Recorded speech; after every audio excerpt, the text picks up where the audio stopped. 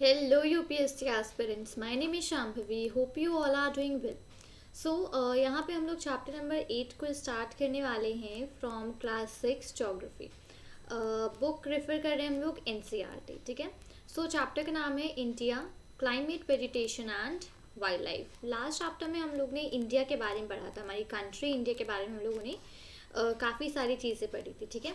अब इस respective chapter में हम लोग क्लाइमेट, वेजिटेशन और वाइल्ड लाइफ, इन तीनों चीज़ों को इन डिटेल कवर आउट करेंगे. ठीक है. Let's get started. You read in newspapers daily and watch on TV or hear others talking about it. अब जनरली आप या तो न्यूज़पेपर में रोज़ पढ़ते हो या टीवी में आप फोरकास्ट वगैरह अगर वॉच आउट करते हो या लोगों को बात करते हुए सुनते हो. So they talk about the weather.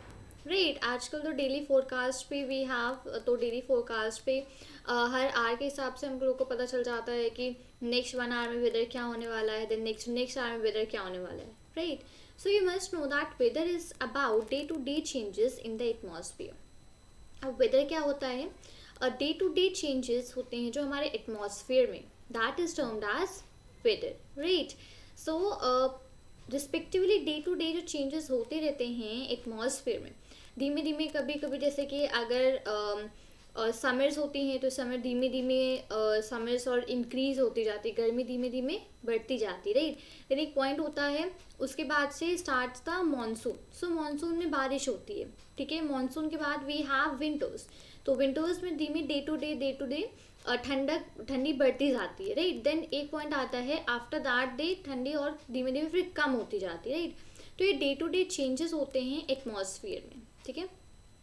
It includes changes in temperature, rainfall and sunshine etc. जैसे अभी मैंने बताया कि चेंजेस किस में होते हैं, टेम्परेचर में होता है चेंज, रेनफॉल में चेंजेस होते हैं, सनशाइन में चेंजेस होते हैं. तो वेदर के अकॉर्डिंगली इन सारी चीज़ों में चेंजेस धीमे धीमे होते रहते हैं. Let's take an example that as such it may be hot और कोल्ड, सनी और क्लाउडी, विंडी और काम. You must have noticed that when it is hot continuously for several days, you do not need any warm clothing. अब generally क्या ठंडा गर्म या फिर होता है या फिर कभी सनी होता है, कभी क्लाउडी हो जाता है, कभी विंडी होता है, कभी बहुत ज़्यादा नॉर्मल टेम्परेचर हो जाता है. तो इन सब चीज़ों में हम लोगों ने एक चीज़ ये नोटिस करी है कि अगर कई दिन तक गर्मी पड़ती रहती है तो इन दैट केस फिर हम लोगों को वार्म क्लोथ्स की ज़रूरत नहीं पड़ती, मतलब हम लोग को ठंडी के कपड़ों की ज़रूरत नहीं पड़ती. राइट. अगर धीमे धीमे कुछ ही टाइम के लिए गर्मी कॉन्टिन्यूसली होती है कुछ दिनों के लिए, सो उसके बाद हम लोग को जो भी ठंडे कपड़े होते हैं जनरली उसकी ज़रूरत नहीं पड़ती है. Right. So you also like to eat और drink cold things. In contrast, there are days together you feel cold without woolen clothes. When it is very windy and chilly, you would like to have some hot to eat. अब यहाँ पे opposite होता है कि जब गर्मी होती है सो हम लोग को जो भी कोल्ड थिंग्स होती हैं वो खानी या फिर वो कोल्ड थिंग्स को ड्रिंक करना पसंद होता है, like ice cream, cold drinks. Right. ये सारी चीज़ें हम लोग को गर्मी में बहुत पसंद होती है. क्यों? क्योंकि इतनी ज़्यादा हीट होती है तो जो भी कोल्ड थिंग्स है वो हमको थोड़ी राहत देती हैं उससे. राइट. जो भी सन के जो भी रेज हैं, जो इतनी ज़्यादा हीट, इतनी ज़्यादा गर्मी हो रही है, सो उनसे थोड़ा हम लोग को राहत देती हैं cold things. So that is why हम लोग गर्मी में प्रेफर करते हैं to eat and drink the cold things. अब इसी के कॉन्ट्रास्ट में जब ठंडी होती है तब एक तो हम लोग वुलन क्लोथ्स पहनते हैं. राइट. जब बहुत ज़्यादा या तो तेज़ हवाएं चल रही होती है, बहुत ज़्यादा ठंडा मौसम होता है, सो इन दैट केस हम लोग प्रेफर करते हैं कि हम लोग वुलन क्लोथ्स पहने, क्योंकि वुलन क्लोथ से हम लोग को गर्मी मिलती है. राइट. तो उसमें हम लोग अब ये प्रेफर करते हैं कि ठंड में हम लोग कुछ गर्म खा लें या हॉट कॉफ़ी वगैरह टाइप की हम लोग प्रेफर करते हैं. तो ये चीज़ें होती है, लाइक ठंडी में हम लोग हॉट चीज़ों को प्रेफर करते हैं और गर्मी में we prefer up the cold things to eat and drink. ठीक है. Broadly the major seasons are recognise in India. जो सीजन्स इंडिया में रिकॉग्नाइज होते हैं, first one is your cold weather season, मतलब कि विंटर्स, जो कि दिसंबर टू फरवरी मेनली होते हैं. ठीक है. मेन दिसंबर से फरवरी तक ठंडक विंटर्स सीजन होता है. Then hot weather season start from March to May. Hot weather season मतलब कि समर्स. सो समर्स होते हैं March to May. One second. Winter December to February and March to May. Okay, summers are March to May. ठीक है. Then June to September is the monsoon season, means rainy season. ठीक है. June to September rainy season. और autumn is from October to November. Autumn is from October to November. तो ये 4 different seasons होते हैं जो कि we experience that in India. ठीक है, वापस से इसको एक बार बता रही हूँ। Winter December to February, summer March to May, rainy June to September and autumn October and November. ठीक है, सो ये 4 डिफरेंट सीजन्स होते हैं जो कि इंडिया में बेसिकली हम लोग रिकॉग्नाइज करते हैं and we face these seasons. ठीक है, अब इनके रिस्पेक्टिव के बारे में हम लोग डिटेल में एक एक करके पढ़ेंगे। तो सबसे पहले comes the cold weather season या फिर विंटर। ठीक है, अब during the winter season the sun rays do not fall directly in the region. As a result the temperatures are quite low in northern India. अब winter season से actually अकर कैसे होते हैं तो उसमें जो सन की रेज होती हैं, ठीक है, वो डायरेक्टली ना इस रिस्पेक्टिव रीजन में फॉल नहीं करती। जिस भी रीजन में सन की रेज डायरेक्टली फॉल नहीं करेंगी वो respective region is gonna suffer with the winters season. वहाँ पर विंटर्स हो जाएंगे, वहाँ पर वेदर कोल्ड हो जाएगा। जिस भी रिस्पेक्टिव एरिया में जो सन की रेज हैं वो डायरेक्टली फॉल नहीं करती हैं उस रीजन में you suffer the cold weather season या फिर विंटर्स। अब as a result the temperatures are quite low in northern India. तो जब टेम्परेचर नॉर्दर्न इंडिया में काफ़ी लो हो जाता है, ठीक है, काफ़ी कम हो जाता है टेम्परेचर नॉर्दर्न इंडिया में, तो उसका रिजल्ट ये होता है कि you face the cold whether that is the winters.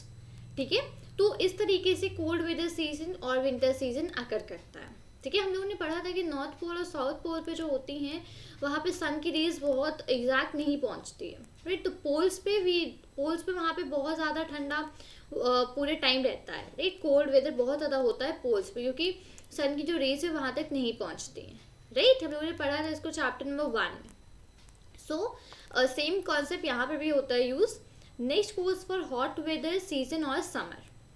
ठीक है, अब in the hot weather season sun rays more और less directly fall in this region. अब हॉट वेदर सीजन या फिर समर्स कैसे अगर होते हैं तो उस टाइम पे सन की जो रेज हैं वो डायरेक्टली फॉल करती हैं उस रीजन में। जब सन की रेज डायरेक्टली फॉल करेंगी किसी पर्टिकुलर रीजन में तो वहाँ पे जो टेम्परेचर है वो काफ़ी ज़्यादा हाई हो जाएगा। ठीक है, टेम्परेचर वहाँ पे हाई हो जाएगा तो उसकी वजह से दिन में हॉट और ड्राई विंड्स वहाँ पे ब्लो करने लगती है जिसको हम लोग बोलते हैं लू। ठीक है, डेज के टाइम पे। तो इस तरीके से अगर होता है हॉट वेदर सीजन या फिर समर्स। तो जब सन की डायरेक्ट रेज किसी रिस्पेक्टिव रीजन पे फॉल करती हैं so that causes the summers that is a hot weather season. और सन की डायरेक्ट रेज जिस रीजन में नहीं फॉल करती हैं that causes the cold weather season या फिर विंटर्स। ठीक है, कोल्ड वेदर सीजन में जब सन की रेज डायरेक्टली नहीं पड़ती हैं तो टेम्परेचर क्वाइट लो हो जाता है, टेम्परेचर नीचे गिरने लग जाता है, राइट। और जब सन की जो रेज है वो डायरेक्टली किसी रीजन में फॉल करती हैं सो उस रिस्पेक्टिव केस में टेम्परेचर जो है वो काफ़ी ज़्यादा हाई हो जाता है। ठीक है, तो ये डिफरेंसेस यहाँ पर रहते हैं और ये रीज़न था कि how the cold weather season या फिर हॉट वेदर सीजन अकर्स। अब अगर हम लोग यहाँ पे मानसून की बात करें साउथ वेस्ट मानसून सीजन और रेनी सीजन। ठीक है, तो this season is marked by the onset and advance of monsoon. The winds blow from Arabian Sea and Bay of Bengal towards the land. They carry moisture with them. With these winds strike the mountain barriers, rainfall occurs. अब इसमें होता क्या है इस respective season में कि जो winds होती हैं वो अरेबियन सी और बे ऑफ बंगाल की तरफ से लैंड की तरफ आती हैं। मतलब अरेबियन सी और बे ऑफ बंगाल की तरफ से वो लैंड की तरफ पे ब्लो करती है, मतलब हवा उस तरफ की चलती है। ठीक है, तो उसमें जो हवा होती है, जो विंड होती है, वो अपने साथ मॉइस्चर भी कैरी करती है।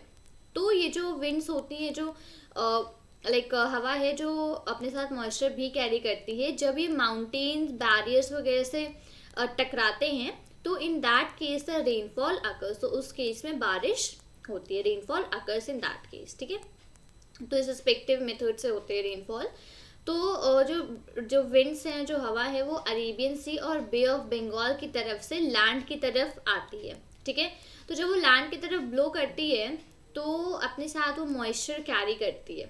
ठीक है, और जब ये जो विंड्स हैं ये माउंटेन बैरियर्स को स्ट्राइक करते हैं, मतलब माउंटेन बैरियर्स से टकराते हैं जाके, सो उस केस में रेनफॉल अकर्स, रेनफॉल होती है, ठीक है। तो इस तरीके से रेनी सीजन जो है like this rainy season comes, तो इस तरीके से रेनी सीजन अकर करता है, ठीक है। अब सीजन ऑफ रिट्रीटिंग मानसून्स और ऑटम, अब ऑटम का सीजन कैसे होता है? So winds move back from the mainland to the bay of Bengal. अभी क्या था कि जो विंड्स थी वो बे ऑफ बंगाल से लैंड की तरफ आ रही थी, राइट। अब जो विंड्स हैं वो जब बे ऑफ बंगाल से जो जो लैंड जिस लैंड पे विंड्स आई थी वहाँ से वापस बे ऑफ बंगाल की तरफ जाती हैं जो विंड्स हैं, तो उसको हम लोग बोलते हैं रिट्रीटिंग मानसून या फिर ऑटम, ठीक है। जो जो अभी हम लोग ने पढ़ा था रेनी सीजन में कि विंड्स हैं वो बे ऑफ बंगाल से लैंड की तरफ आती हैं। जब बे ऑफ बंगाल से लैंड की तरफ ट्रैवल करती हैं, सो इन दैट केस वहाँ पर we face the rainy season. और जब उस लैंड से वापस बे ऑफ बंगाल की तरफ जाती हैं विंड्स, तो उसमें हम लोग को फेस करते हैं हम लोग रिट्रीटिंग मानसून्स, मतलब कि योर ऑटम सीजन, ठीक है। तो फर्स्ट ऑफ ऑल इस तरीके से ऑटम सीजन कॉज होते हैं। The southern parts of India particularly Tamil Nadu and Andhra Pradesh receive rainfall in this season. तो जो सदर्न पार्ट्स ऑफ इंडिया हैं जैसे कि तमिलनाडु, आंध्र प्रदेश, तो इस टाइम पे ये रिस्पेक्टिव जो भी स्टेट्स हैं ये रेनफॉल को रिसीव करते हैं। रेनफॉल सीजन इस रिस्पेक्टिव टाइम पे यहाँ पे रेनफॉल होती है। However, the climate is about the average weather condition. Climate जो होता है, क्लाइमेट क्या होता है? क्लाइमेट जैसे कि कोई भी जब एवरेज वेदर कंडीशन होती है, मतलब जो भी वेदर कंडीशंस हैं उसको जब एवरेज में हम लोग लेते हैं तो वो होता है हमारा climate, which have been measured over many years, जिसको कई साल से रिस्पेक्टिवली कई साल से मेजर किया जा रहा है, ठीक है, क्लाइमेट को। तो इंडिया का जो क्लाइमेट है उसको मॉनसून टाइप में हम लोग डिस्क्राइब करते हैं। The climate of India has broadly been described as monsoon type, ठीक है। तो इंडिया का जो क्लाइमेट है उसको जनरली हम लोग मॉनसून टाइप में डिस्क्राइब करते हैं। Monsoon is taken from the Arabic word मौसम विच मीन्स सीजन्स। अब जो मॉनसून है उसको लाइक एक अरेबिक वर्ड से लिया गया है जिसका मतलब है मौसम, ठीक है। मौसम एक अरेबिक वर्ड है जिससे कि मॉनसून को लिया गया है और उस अरेबिक वर्ड मौसम का मतलब है सीजन्स, ठीक है। तो इंडिया का जो क्लाइमेट है उसको ब्रॉडली डिस्क्राइब किया गया है सीजन्स टाइप, ठीक है। डिफरेंट टाइप्स के यहाँ पे क्योंकि सीजन्स होते रहते हैं, ठीक है। अब due to India's location in the tropical region most of the rain is brought by monsoon winds. अब इंडिया की जो लोकेशन है ट्रॉपिकल रीजन में, ठीक है, इंडिया की जो भी लोकेशन है ट्रॉपिकल रीजन में उसकी वजह से जितनी भी ज़्यादा रेन होती है, मतलब जितनी भी ज़्यादा बारिश होती है वो मॉनसून विंड्स की वजह से होती है, ठीक है। जो भी रेन वगैरह होती है मॉनसून विंड्स जो होती हैं वो अपने साथ उसको कैरी करके लेकर के आती हैं। Agriculture in India is dependent on rains. अब इंडिया में जो एग्रीकल्चर है वो पूरा का पूरा रेन्स पर ही डिपेंडेंट होता है, ठीक है। अगर अच्छा मॉनसून है, मतलब कि अगर नॉर्मल रेन है, तो उस रिस्पेक्टिव केस में जो क्रॉप्स हैं वो अच्छे ग्रो करेंगे, ठीक है। अगर मॉनसून अच्छा है, अगर बहुत ज़्यादा बारिश हो गई तो बहुत ज़्यादा बारिश भी लाइक अच्छी नहीं होती है क्रॉप्स के लिए, तो उसमें क्रॉप्स वगैरह बहुत ज़्यादा डिस्ट्रॉय हो जाते हैं, बहुत ज़्यादा ख़राब हो जाते हैं। तो good monsoons mean adequate rain, मतलब कि अच्छे मॉनसून कौन से होते हैं जिसमें एक नॉर्मल रेशियो में बारिश हो, ठीक है। तो उसमें जो क्रॉप्स होते हैं वो काफ़ी अच्छे से ग्रो कर पाते हैं, ठीक है। तो ये था यहाँ पे फर्स्ट ऑफ ऑल सीजन्स के बारे में। जो 4 सीजन्स के बारे में हम लोगों ने पढ़ा था, विंटर, समर, ऑटम, ठीक है। तो विंटर, समर, रेनी और ऑटम, तो इन सीजन्स का क्या रीज़न है अकर करने का, वो रीजन्स हम लोगों ने यहाँ पर राइट हियर पढ़े, ठीक है। अब आगे चलते हैं हम लोग। The climate of a place is affected by its location, altitude, distance from the sea and relief. अब किसी प्लेस का जो क्लाइमेट है वो किन फैक्टर्स से एक्चुअली अफेक्ट होता है। तो जो क्लाइमेट किसी प्लेस का क्लाइमेट 4 फैक्टर से यहाँ पे डिपेंड करता है, अफेक्ट होता है। लोकेशन, एल्टीट्यूड, यहाँ पे जो क्लाइमेट है किसी भी प्लेस का वो 4 रिस्पेक्टिव चीज़ों से अफेक्ट होता है, location, altitude, distance from the sea और रिलीफ। तो उस रिस्पेक्टिव प्लेस की लोकेशन क्या है, उस प्लेस का एल्टीट्यूड क्या है, डिस्टेंस कितनी है उस प्लेस की सी से, और उस प्लेस का रिलीफ क्या है। ठीक है, तो इन चारों चीज़ों पे डिपेंड करता है climate of a respective place. ठीक है, therefore we experience regional differences in the climate of India। तो इसी रीजन्स की वजह से जो डिफरेंट रीजन्स होते हैं उनमें अलग अलग टाइप का क्लाइमेट होता है इंडिया में। तो जो भी डिस्टेंस फ्रॉम द सी है, जो भी लोकेशन है, जो भी एल्टीट्यूड है, उसकी डिपेंडेंसी से जो भी डिफरेंट रीजन्स जो होते हैं वो डिफरेंट टाइप का क्लाइमेट एक्सपीरियंस करते हैं। ठीक है, तो यहाँ पे जो क्लाइमेट है पूरा का पूरा जो डिपेंड करता है किन फैक्टर्स पे, location, altitude, distance from the sea, relief. ठीक है, अब कोई भी प्लेस है, कोई भी रीजन है वो सी के बहुत ही किनारे है तो उसमें क्लाइमेट डिफरेंट होगा। अगर कोई भी रिस्पेक्टिव रीजन है वो सी से बहुत ज़्यादा दूर है तो वहाँ पे डिस्टेंस होगा सी का वो बढ़ जाएगा। तो उस हिसाब से क्लाइमेट का जो भी क्लाइमेट है वो भी तुरंत ही चेंज हो जाएगा। अब जैसे इसका एग्जाम्पल ये है कि जैसलमेर और बीकानेर ये राजस्थान के डेजर्ट्स हैं, तो ये बहुत ज़्यादा हॉट रहते हैं। ठीक है, जैसलमेर और बीकानेर ये दो डेजर्ट्स हैं राजस्थान में, तो दीज आर वेरी हॉट। और उसी में अगर हम लोग बात करें द्रास और कारगिल की, जो कि जम्मू एंड कश्मीर में है, तो उसी टाइम पे वहाँ पर बहुत ज़्यादा ठंड होती है। ठीक है, और जो भी प्लेसेस कोस्टल है, मतलब कि जो भी प्लेसेस समुद्र के किनारे हैं, तो जैसे कि मुंबई, कोलकाता, तो यहाँ पे बहुत ही मॉडरेट क्लाइमेट होता है, ना बहुत ज़्यादा ठंडी होती है और ना ही बहुत ज़्यादा गर्म होती है, एक नॉर्मल क्लाइमेट होता है यहाँ पे पूरे ईयर। तो इस तरीके से डिफरेंसेस होते हैं डिफरेंट प्लेसेस के क्लाइमेट्स में। ठीक है, अगर डेजर्ट्स ऑफ राजस्थान की बात करें, जैसलमेर और बीकानेर, तो एक टाइम पे बहुत ज़्यादा हॉट होते हैं। उसी टाइम पे अगर हम लोग द्रास और कारगिल, जम्मू एंड कश्मीर की बात करें, तो वहाँ पे बहुत ज़्यादा ठंडी, मतलब फ्रीजिंग कोल्ड होता है। ठीक है, बहुत ज़्यादा ठंड होती है। और अगर हम कोस्टल प्लेन्स की बात करें, जैसे कि मुंबई, कोलकाता, इन सब की, तो एक बहुत ही मॉडरेट क्लाइमेट होता है वहाँ पे। ठीक है, अब they are neither too hot not too cold. अब जो मॉडरेट क्लाइमेट मतलब कि ना तो बहुत ज़्यादा ठंडी होती है, ना ही बहुत ज़्यादा गर्म होती है। Being on the coast, these places are very humid।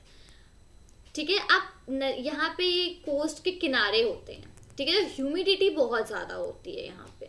ठीक है, ह्यूमिडिटी बहुत ज़्यादा होती है क्योंकि ये प्लेसेस जो होते हैं बिल्कुल कोस्ट के किनारे होते हैं, समुद्र के बिल्कुल किनारे पे यहाँ पे ये प्लेसेस होती हैं। ठीक है, अब Meghalaya receives the world's highest rainfall, while in a particular year it might not rain at all in Jaisalmer and Rajasthan. अब मौसम एक जगह है मेघालय में, तो उसमें वर्ल्ड की सबसे ज़्यादा हाईएस्ट रेनफॉल होती है, मतलब वर्ल्ड की सबसे ज़्यादा रेनफॉल अगर कहीं पे होती है तो वो मौसम मेघालय में होती है। और उसी जगह पे कभी कभी ऐसा होता है कि जैसलमेर जो राजस्थान में है, कहो साल भर वहाँ पे बारिश ही ना हो, बिल्कुल भी बारिश ही ना हो। तो ये भी डिफरेंसेस होते हैं रिस्पेक्टिव टू द प्लेसेस कि कहाँ पर रेनफॉल कितनी ज़्यादा होती है, कहाँ पर रेनफॉल कितनी कम होती है। तो मौसम जो कि मेघालय में, वहाँ पे वर्ल्ड की हाईएस्ट रेनफॉल होती है। और अगर उसी जगह हम राजस्थान जैसलमेर जो कि राजस्थान में है उसको अगर कंपेयर करें, तो एक पर्टिकुलर ईयर में वहाँ पे बहुत कम बारिश होती है। मतलब ये भी हो सकता है कि कहो बारिश होए ना पूरे ईयर। ठीक है, जैसलमेर इन राजस्थान की क्या है, ये एक one of the hot deserts है, अभी मैंने डिस्कस किया था। ठीक है, great. Natural vegetation, we see a variety of plant life in our surroundings. अब आप अपने सराउंडिंग्स पे देखो, बहुत ज़्यादा अलग अलग तरीके के प्लांट्स होते हैं। Right, how nice is it to play in a field with green grasses. अब कोई फील्ड है और वहाँ पे ग्रीन ग्रासेस है, मतलब छोटी छोटी वहाँ पे घास है ग्रीन, तो कितना अच्छा लगता है वहाँ पर खेलने में। Right, there are also small plants called bushes and shrubs like cactus and flowering plants etc। अब छोटे छोटे प्लांट्स होते हैं, बुशेस होती हैं, छोटे छोटे प्लांट्स जो होते हैं उनको हम लोग बोलते हैं बुशेस और श्रब्स। जैसे कि कैक्टस एक प्लांट है। राइट, और फ्लावरिंग प्लांट्स बहुत सारे होते हैं, बहुत सारे प्लांट्स होते हैं जो कि फ्लावर्स जिनमें होते हैं। राइट, तो इस तरीके की अगर कोई फील्ड होती है जिसमें ग्रीन ग्रासेस होती है, आसपास प्लांट्स वगैरह काफ़ी होते हैं, बुशेस होती, तो अच्छा लगता है वहाँ पर खेलने में, right? Besides, there are many tall trees, some with many branches and leaves like neem, mango, or some which stand with few leaves such as palm. अब ट्रीज में भी डिफरेंट डिफरेंट टाइप्स होते हैं, लाइक कुछ trees होते हैं जिनमें बहुत ज़्यादा ब्रांचेस होती हैं, बहुत सारी लीव्स होती हैं, मतलब बहुत सारी ब्रांचेस, बहुत सारी पत्तियाँ होती हैं, जैसे कि नीम, मैंगो। और उसी जगह कुछ ऐसे प्लांट्स और ऐसे ट्रीज भी होते हैं जिसमें बहुत कम लीव्स होती, बहुत कम जिसमें पत्तियाँ होती है, जैसे कि पाम ट्री। तो अब ट्रीज में भी अलग अलग डिफरेंट काइंड्स ऑफ वेराइटीज हैं. The grasses, shrubs and trees which grow on their own without interference or help from human beings are called natural vegetation. अब कभी भी ऐसा होता है कि कहीं पे ग्रास अपने आप ग्रो करने लग गई, राइट? जो श्रब्स होते हैं, मतलब कुछ कुछ पेड़ ऐसे होते हैं वो अपने आप कहीं किसी किसी रीजन में, किसी किसी लैंड पे, किसी किसी एरिया पे अपने आप ग्रो करने लगते हैं. कई बार same happens with the trees. तो ये जितनी भी ग्रासेस, शर्ब्स और ट्रीज हैं, ये खुद अपने आप ग्रो करते हैं, ठीक है? ना आपने कोई भी सीड डाला होता है, ना आपने उसमें कुछ किया होता है, ना आपने कोई छोटा सा प्लांट लगाया होता है, बट रादर दैन इन सारी चीज़ों के जब ये ग्रासेस, शर्ब्स और ट्रीज अपने आप ग्रो करने लग जाती हैं बिना किसी भी ह्यूमन बीइंग के इंटरफेरेंस के, तो उसको हम लोग बोलते हैं नेचुरल वेजिटेशन. ठीक है, आई होप डेफिनेशन बहुत क्लियर है आपको कि ग्रासेस, श्रब्स और ट्रीज जितने भी चीज़ें हैं जब ये अपने आप ग्रो करने लगती है बिना किसी भी ह्यूमन बीइंग के इंटरफेरेंस के, सो उसको हम लोग कहते हैं नेचुरल वेजिटेशन. ठीक है, different types of natural vegetations are dependent on different climatic conditions among which the amount of rainfall is very important. अब यहाँ पर भी सेम happens, यहाँ पर भी क्लाइमेट का यूज़ होता है, यहाँ पर भी क्लाइमेट का रोल होता है. अब जिस तरीके की जो नेचुरल वेजिटेशंस होती हैं वो भी क्लाइमेट पे बहुत डिपेंड करती हैं. जैसे जैसे डिफरेंट डिफरेंट क्लाइमेटिक कंडीशंस होती हैं उसके हिसाब से नेचुरल वेजिटेशन भी होती है. ठीक है, जिसमें कि रेनफॉल जो है, अमाउंट ऑफ बारिश, मतलब बारिश का जो भी अमाउंट होता है वो बहुत इंपॉर्टेंट होता है.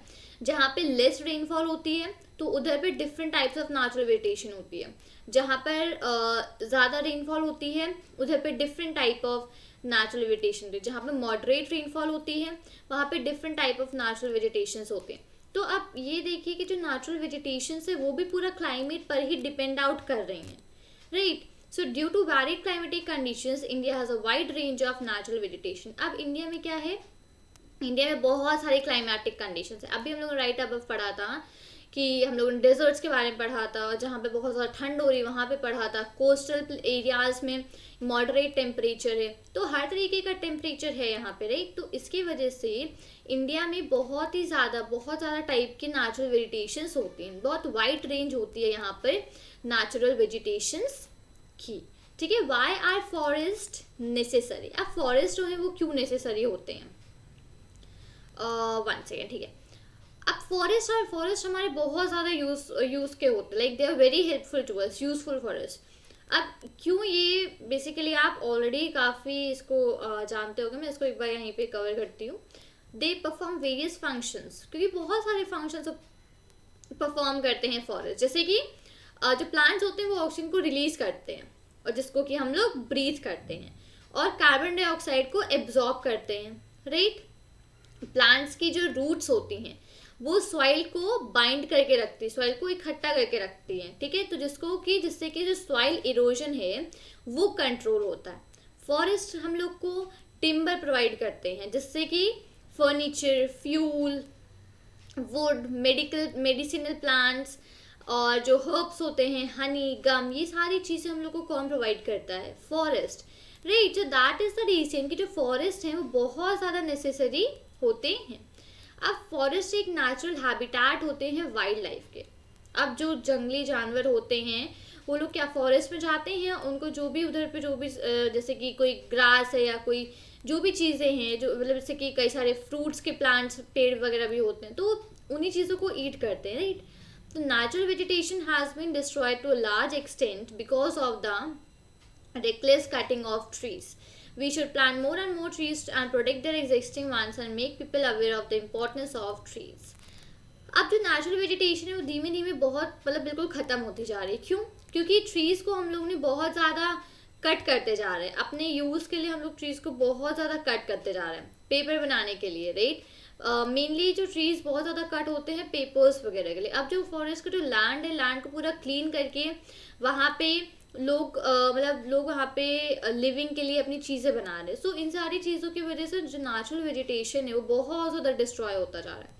तो इसी के रीज़न से हम लोग को बहुत ज़्यादा प्लांट, जो भी पेड़ वगैरह को अच्छे हम लोग को प्लांट करना चाहिए, और जो भी फॉरेस्ट वगैरह हैं उनको डिस्ट्रॉय होने से हमको उनको प्रोटेक्ट करना चाहिए। लोगों को अवेयर करना चाहिए कि ट्रीज़ की क्या इंपॉर्टेंस है, अगर ट्रीज़ नहीं रहेंगे तो क्या क्या उसके नुकसान हो जाएंगे। तो इन सारी चीज़ों को हम लोग को पीपल को अवेयर करना चाहिए इन सारी चीज़ों के लिए।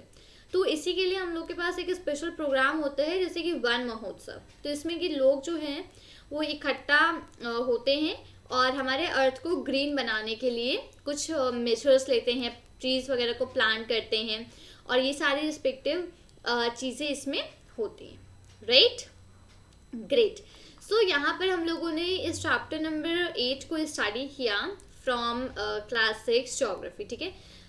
तो India climate, vegetation and wild life. तो उम्मीद करती हूँ कि आपको ये वीडियो अच्छा लगा होगा। वीडियो अच्छा लगा हो तो वीडियो को लाइक करें, अपने फ्रेंड्स के साथ शेयर करें और चैनल को सब्सक्राइब करना मत भूलिएगा। मिलती हूँ आपसे नए वीडियो के साथ। Till then thank you and take care. जय हिंद।